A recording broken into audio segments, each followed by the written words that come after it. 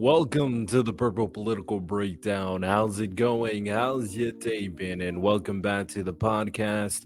And today I'm going to ask the question to you for you to respond.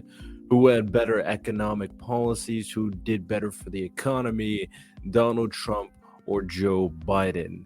Now, I'm going to go into what I saw in terms of their policies, in terms of the statistics behind it, and just give you some surface level knowledge in regards to both of their presidencies and what kind of they've done and what kind of happened as well. So if you do enjoy, I do hope that you subscribe to the YouTube channel Purple Political Breakdown, rate the podcast 5 stars on Apple Podcasts and Spotify. Leave a review if you have something to say to me. If you disagree, that's fine. I'm willing to have the discourse. And as always, akin to the motto, the purpose of the podcast, the reason why I do it is to find political solutions without political bias. Now, let's dive right into kind of the meat and potatoes of everything. I don't have a review or a comment to share for you for today's episode, but if you guys want to get shouted out for another episode, just leave a review or a comment so I can make sure I do that for you, of course. Now, there's going to be a lot of interesting things to talk about in terms of the main topic, and we have a deeper segment as well, of course. But before we kind of dive into that, as always, if you guys want a website, make sure you guys check out Podpage. Do you want a great website like this? This is my podcast website where I direct the audience to come to watch the content, listen to the content, read the blogs, and much more. If you want to have your own customizable podcast website, then join my affiliate link in my description to sign up for something called Podpage, and they can help you customize an easy podcast website for your personal podcast. Sign up to get a discount now. Again, use the link in my description to join Podpage now. Links in the description. Make sure you guys sign up if you want your own podcast website. So let's dive into our sub-segment to kind of get the juices rolling, the mind thinking. Let's get into Deep or Deeper. So the deeper question I have for you guys today is, what is more valuable? The art, or do you distinguish between the art versus the artist? And what is the line? It's such an interesting question when it comes to art and artists, and it does pertain to your moral values at the end of the day. If you have more strongly convicted moral values, there are going to be less kind of leeway you give for certain artists. But if you have pretty weak values, or if you favor the artist more than your values, then it can change up at different moments and different people and different superstars. Right? We have prime examples as of recently, stars that have completely kind of embedded themselves into the culture. They are icons beyond icons, getting exposed for some of the worst things you can do as a human being. We have people like R. Kelly. R. Kelly is a scumbag. We know the things he did with younger girls. There's no excuse. There's no justification for his actions. But then you have his music, and you know that the person singing is a terrible person, but you know the art, the music is good. And the reason why this is interesting is because the art versus artist conversation kind of stemmed before the music. It usually kind of stemmed from material that is created that you can kind of see and consume, like in painting, maybe even a photograph, or maybe even something that is written. But the reason why it's a bit different from music, and even writing a story is different from music, is because you can easily disassociate the picture, the painting, the creation that you're seeing from the creator. Unless they have a prolific name, that name won't resonate at all anytime you see it. Like the only time people really see things in a very general basis in terms of created art and immediately distinguish the individual who created is stuff that is made by people like Leonardo da Vinci, Michelangelo, Raphael, the top of the top, Bob Ross. But unless you're these names, for the most part, it's very difficult to put a name to the creation, but you know the creation.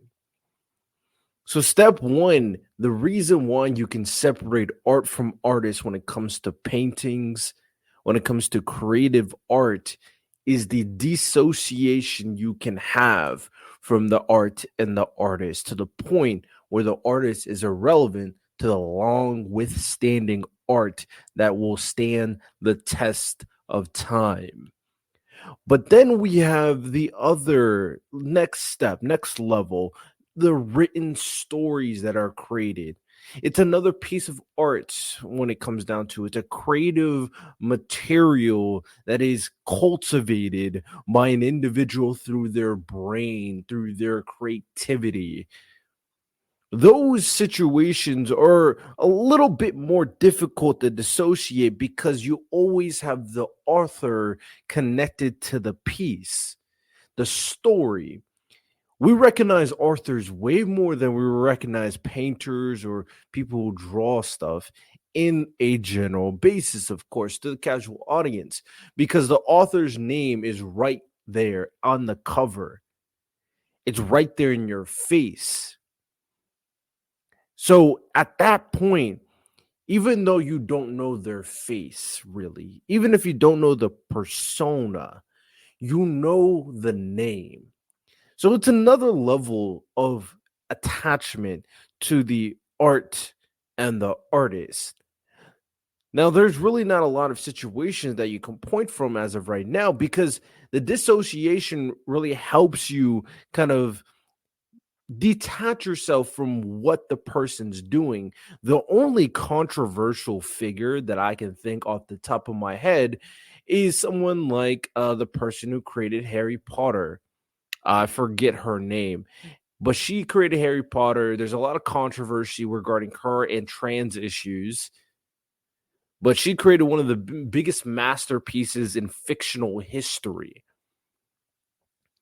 So at that point, even despite the controversy, you can see people want to read their stories. But again, there are individuals that, because of the controversy, refuse to kind of attach themselves with anything that has to do with Harry Potter. We saw the big controversy when it came to the Harry Potter video game when the LGBTQ tried to boycott the video game and tell people not to buy it because I think I remember the name now. J.K. Rowling was attached to the story.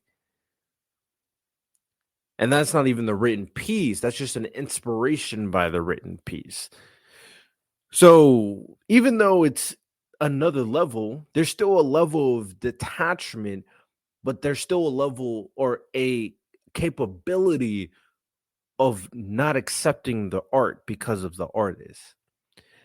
Now let's go level 3 and level 4, music and movies and TV shows. This one is a lot more difficult to detach. This is a lot more difficult to dissociate because not only is there a name to the face, but there's the face.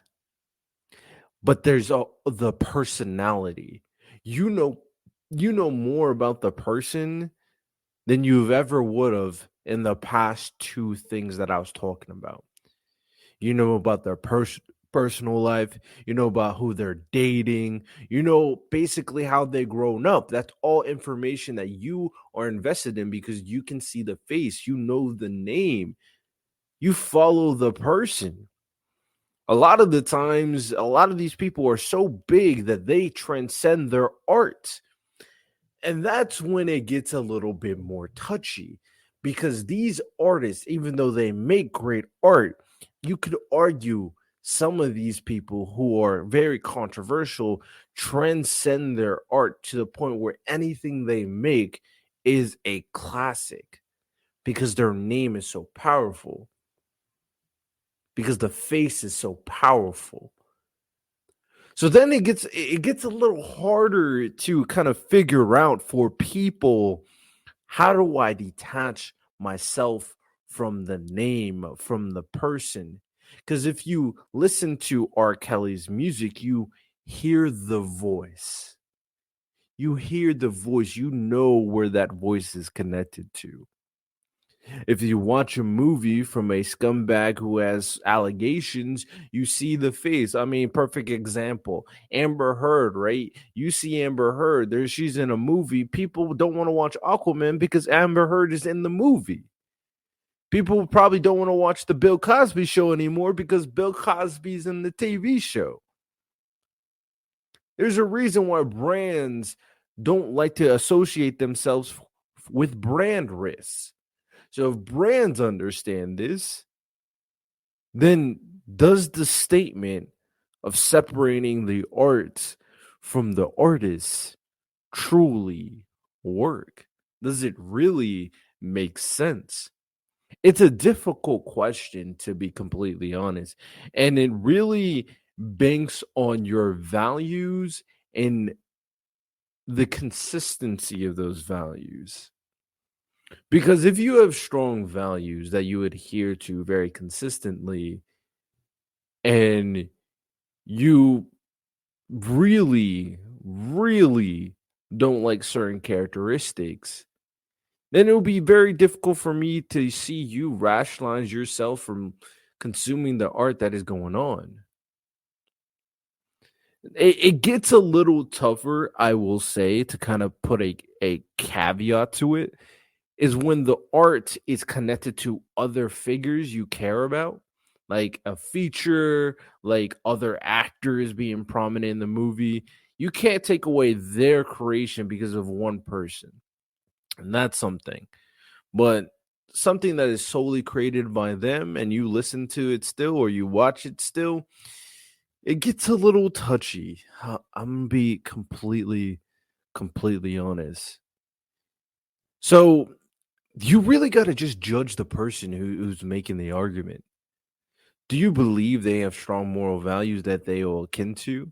Or do you believe their moral values are open enough to accept the crime? Or do you believe that their moral values is so weak that the star is more important? The star is more prominent over the moral values. And then to kind of go beyond that, or I guess the fourth option is maybe they can truly emotionally detach themselves from the art and the artist, which is completely possible. I don't think most humans are like that, but I do think that some are. So I think it's possible. Unlikely, but possible. So that's such an interesting question when it comes to the art and the artist and the impact of both.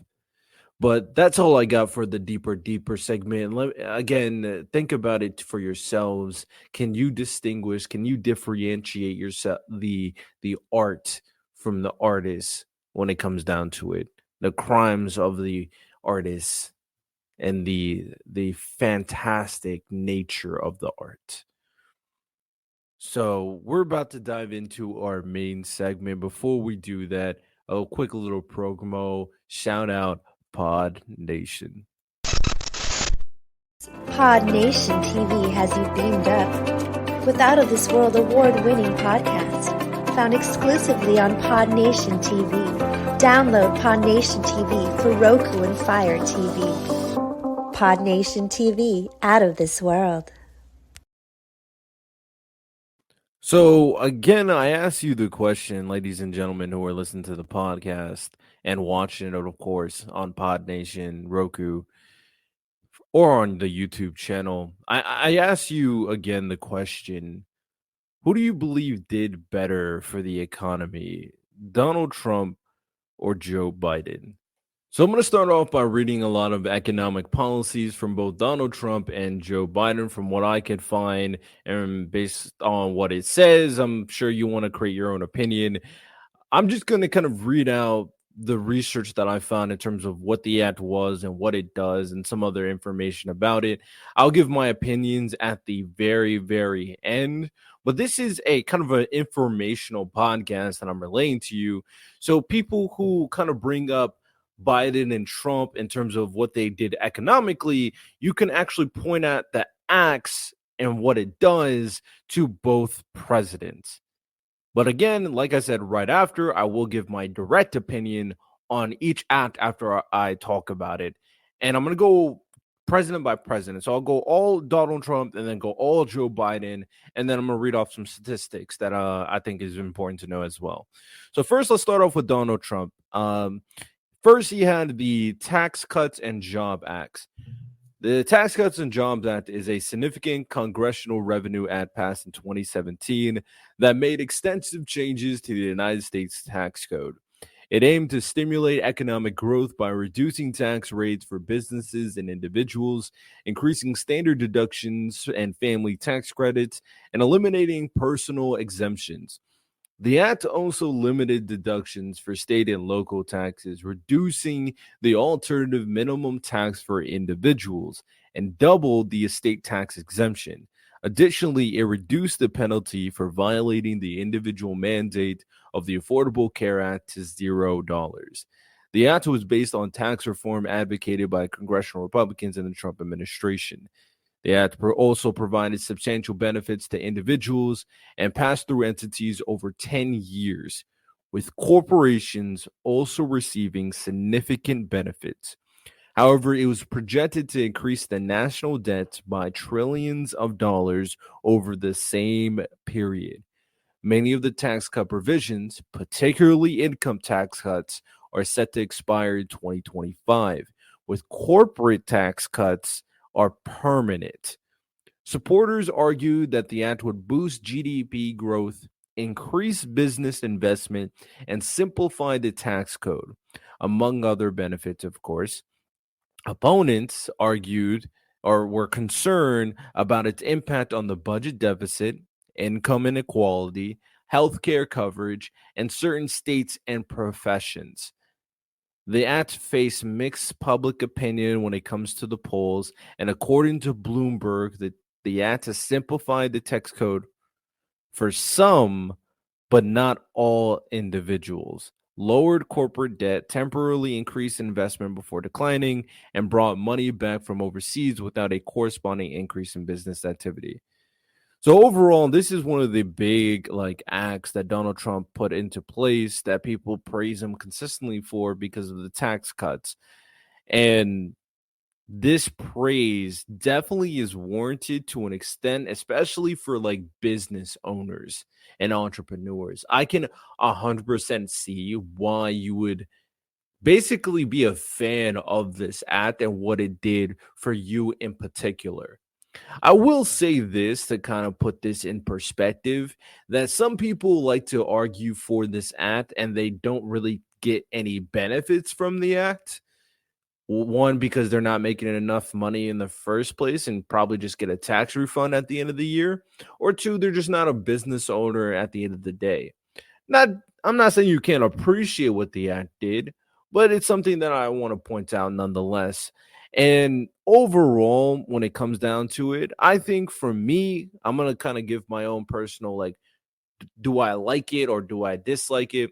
For me, I thought this act was, pretty good. I think this act was a net positive overall. I mean, no act and policy is going to be perfect, but this act, for what it did, for what it provided for businesses, I think was a very, very smart thing. I think there are certain things when it comes to taxes that we probably have to have a very tough conversation about in terms of how it works in America, and is it truly incentivizing taxes in particular for people to kind of stay within the system, because people do all these loopholes, people do all these reach arounds, people go to certain states that have no taxes, no income tax.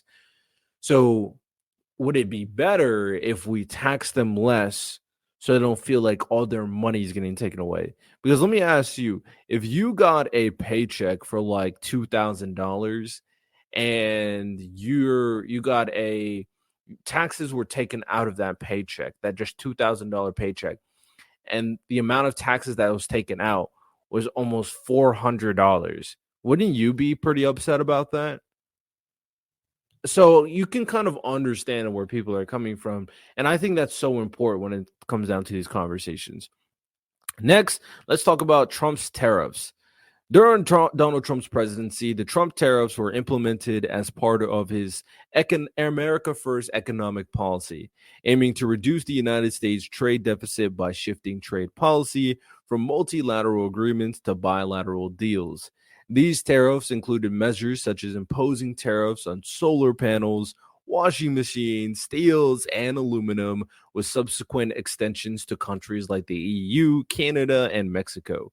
Separate tariffs were also placed on goods imported from China, sparking a trade war between the two nations. These tariffs drew ire from trading partners, leading to a retaliatory tariffs on U.S. goods. In response to the economic impact on farmers, the Trump administration utilized the Commodity Credit Corporation to provide financial aid totaling billions of dollars. While negotiations resulted in the lifting of some tariffs, such as those on Canada and Mexico, Trump's announcement of tariffs on the Mexico imports and threatened the ratification of the USMCA trade deal. Analysis suggests that Trump's tariffs constituted significant tax increases, negatively impacting real income and GDP in the U.S. Studies also indicated adverse effects on Republican candidates in elections because of the after effects of what went down. And I'm going to kind of go into a little bit more detail in a bit regarding some of those things, but this is another very huge thing following the idea of America first. Now, I am not particularly mad at the vision. The vision is not to rely on exported goods as much, especially exported goods that we can create ourselves, and try to build up our manufacturing and trying to build up jobs here in America so we don't have to rely on especially countries that could be potentially our enemies, such as China. So I understood the vision behind it in terms of the America First economic policy, but the execution should be called into question, especially the people that we're using tariffs on and the extent of the tariffs. Because of it, a lot of stuff happened in reference to it that negatively impact the U.S. economy, especially farmers that we're going to talk about in a second. So ultimately, because of what happened and because of a lot of these other countries kind of being upset and not being willing to trade, and we had a little trade war with China that I'll also talk about, that actually put the America in a pretty bad situation internationally overall. So for me, when it comes to the Trump tariffs, I see the vision. I like the vision. Was it executed properly? I think you can argue that it wasn't. But if anybody wants to argue that it was a net positive, I'm here. I'm willing to listen. Like, I'm willing to have a conversation about it. So if you do, let me know. But the Trump tariffs were a big thing for Trump. And there's two things that connected to it, like I said, I was going to talk about. So the first thing I want to talk about is the Trump administration farmer bailouts. So the Trump administration farmer bailouts are a series of United States bailout programs introduced during the presidency of Donald Trump as a consequence of his America First economic policy to help U.S. farmers suffering due to the U.S.-China trade war and trade disputes with EU, Japan, Canada, Mexico, and others. China respectively European reconcilable tariffs imposed on peanut butter, soybeans, orange juice, and other agricultural products have hit hard, especially swing states such as Iowa, Ohio, and Wisconsin. So it really impacted farmers, and the farmers obviously got extremely angry, which in result basically forced Trump's hand to create a program to kind of send them stimulus packages, basically. The same stimulus package we got for COVID, Trump had to do that for farmers because of this war with China. To kind of go into a little bit some other kind of things that you may be interested in North Dakota, public health officials reported a rising number of suicide caused by unpredictable financial conditions amongst especially young farmers. And the U.S. government obliged to buy $1.4 billion of products as well and place these products to food banks or programs for schools. Another part of the bailout is a $100 million program to find new markets for U.S. farmers. So there's a lot that the America had to do to bail out the farmers because of this trade war. And let's talk about that war in a little bit. The China-United States trade war, which is economic conflict between China and the United States, has been ongoing since 2018 of January of Trump's presidency, and it began because of the tariffs, of course. The Trump administration stated that these practices may contribute to the U.S.-China trade deficit and that the Chinese government requires transfer of American technology to China. In response to U.S. trade measures, the Chinese government accused the Trump administration of engaging in nationalist protectionism and took retaliatory action. After the trade war escalated through 2019, in January 2020, the two sides reached a tense Phase 1 agreement. It expired in December 2021, with China failing by a wide margin to reach its target for U.S. imports to China. By the end of the Trump presidency, the trade war was widely characterized as a failure for the United States. Now, this is something that was written, so I'm going to say this with caveat. These are not my words, but they said his successor, Joe Biden, however, has kept the tariffs in place. In early 2024, the Trump campaign was mulling a 60% tariff on Chinese goods. 60% tariff. So, yeah, that was huge. The trade war that we're having with China because of Trump's tariffs and the 60% tariff tax was huge in terms of changing our relationship with China and how it affected the U.S. economy, especially. So those are some of Trump's economic policies that you may be interested in learning about, right? So let's talk about what Joe Biden did, of course. So first things first, we know that everything that Joe Biden did is considered Bidenomics. One of the first things that he did was called the American Rescue Plan Act of 2021, also known as the COVID-19 stimulus package, which is a $1.9 trillion economic stimulus bill passed by the 117th United States Congress and signed into law by Biden. It aimed to accelerate the nation's recovery from the economic and health impacts of the COVID-19 pandemic and recession, building upon previous relief measures like the CARES Act and the Consolidation Appropriations Act. The package provided direct stimulus payments to individual taxpayers, allocated funds to state and local governments, supported COVID-19 vaccine distribution, and allocated resources to schools for safe reopening. Additionally, it included provisions for unemployment benefits, an expanded child tax credit, assistance to small businesses and restaurants, and expanded eligibility for Affordable Care Act subsidies and Medicaid. So, yeah, I think for the most part, we can all agree, even if you're an anti-vaxxer, that the COVID-19 stimulus package was a good thing during COVID-19. It just was, considering what was going on. People were kind of struggling. People didn't know what to do. And some people lost their jobs because of COVID. People had to get laid off, of course. And this kind of kept people afloat. It provided them certain benefits. It provided certain programs to keep them stable until we get through the pandemic. And it did its job, all things considered, if you really think about it. And this not even mentioning the fact that it delayed student loan debt for years while this took place. So this was a kind of huge bill in terms of kind of putting the United States on track. Can you have some criticisms with it? Of course you can. You could argue they could have been sending less money. You could argue they could have been sending more money.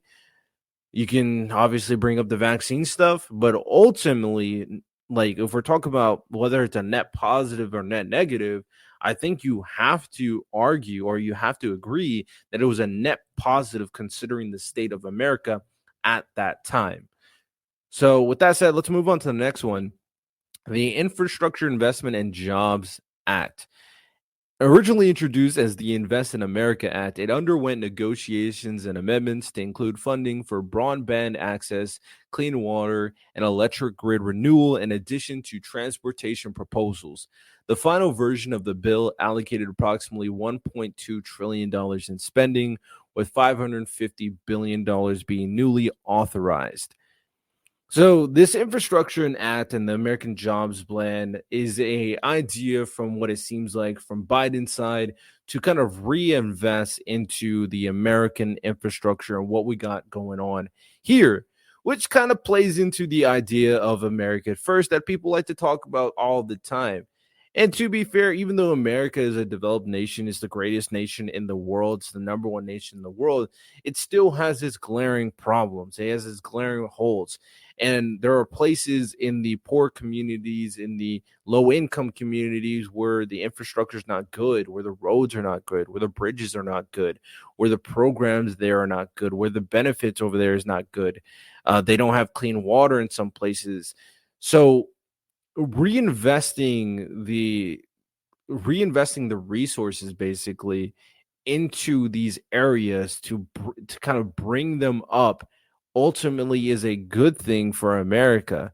Now, you obviously can criticize, and for to an extent, I think you probably would have a valid criticism in this in terms of them increasing the corporate tax.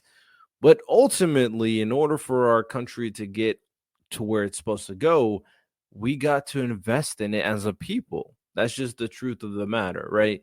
So I think this is a net positive. You could argue that more state governments should be doing this, but if state governments aren't doing these things, then you can't really be mad at the federal government kind of taking the step necessary to improve these areas that need to be improved. So that's what we got for that. Next, we got the Inflation Reduction Act of 2022 is a federal law sponsored by Senators Chuck Schumer and Joe Manchin. The bill targets inflation by potentially reducing the federal budget deficit, lowering prescription drug prices, and investing in domestic energy production while promoting clean energy. Originally part of negotiations on the proposed Build Back Better Act, the IRA underwent comprehensive reworking and reduction after opposition from Senator Manchin. It was introduced as an amendment to the Build Back Better Act with unanimous support from Democrats in both the Senate and the House, while all Republicans opposed it. The law is projected to raise $738 billion from tax and prescription drug reforms to lower prices and authorize $891 billion in total spending. This includes significant investment in energy and climate change initiatives, representing the largest such investment in U.S. history. Additionally, the IRA includes a substantial expansion and modernization effort for the IRS. Independent analysis have projected that the law will reduce U.S. greenhouse gas emissions by 40% below 2005 levels by 2030. However, the projected impact of the bill on inflation is a subject of dispute. So ultimately, another act that obviously had a intended purpose. And if you guys are coming at me in terms of saying it's obviously there's a side that you're choosing, well, you're damn right there's a side I'm choosing. I'm not Democrat. I'm not a leftist. I'm not a Biden supporter. But things seem pretty obvious to me when I'm looking at the economic policies that were being passed and the intent of the policies that are being passed, that who was trying or basically who's doing a better job in terms of impacting the economy. And one thing that is very nasty for me when people have these conversations with Trump and Biden, because ultimately I'm not mad at people saying, oh, look at what Trump did for the economy. In reality, these people just hear it all the time from Republicans. The reality is Trump was doing pretty good for the economy at the beginning, but when COVID hit, he was doing a terrible job. And then Joe Biden took office under COVID and had to fix the economy while COVID was existing. So people don't give Biden the grace that they give Trump, ignoring the fact that the economy actually went down when COVID hit under him. Whereas with Biden, ever since he got presidency when COVID started, it's just been going up. People don't want to take that into account. They want to mention thing about the tariffs and the tax cuts, but ultimately the tariffs weren't a good thing for America, and the tax cuts benefit business owners, which I respect. But okay, let's talk about the numbers, right?